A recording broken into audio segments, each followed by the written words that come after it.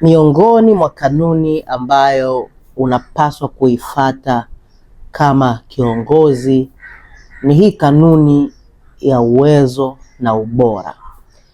Uwezo na ubora wa kiongozi ndio huamua matokeo yawe ya namna gani. Kiongozi akiwa na uwezo au ubora mdogo, matokeo lazima yatakuwa yasiyoridhisha. Lakini kiongozi akiwa na uwezo mkubwa na ubora ambao umethibitika, maana yake matokeo ni lazima yatakuwa makubwa na yenye kuvutia.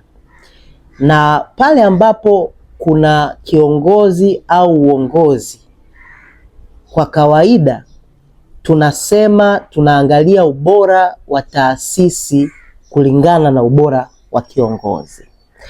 Na kama unafahamu, ngoja nikutolee mfano wa zile timu za mpira. Mara nyingi kama timu inafanya vibaya, huwa hatuendi kubadilisha wachezaji. Tunambadilisha kocha.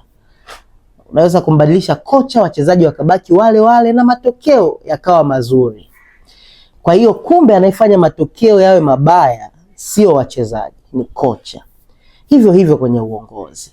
Unapoona taasisi au kampuni au eneo lolote, familia, linafanya vibaya, hilo eneo mambo ni mabaya, yameharibika, wa kwanza kumbadilisha ni kiongozi. Na kama haumbadilishi, kamwangalie kiongozi, uwezo wake ukoje? Ana uwezo mzuri? Ni bora? Vipi kwenye maamuzi? Anaweza kufanya maamuzi? Yeye mwenyewe ana maarifa ya kiasi gani? Uzoefu wake ukoje?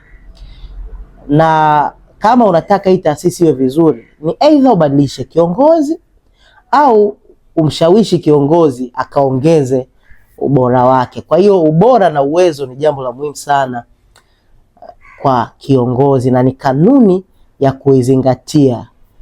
I salute you.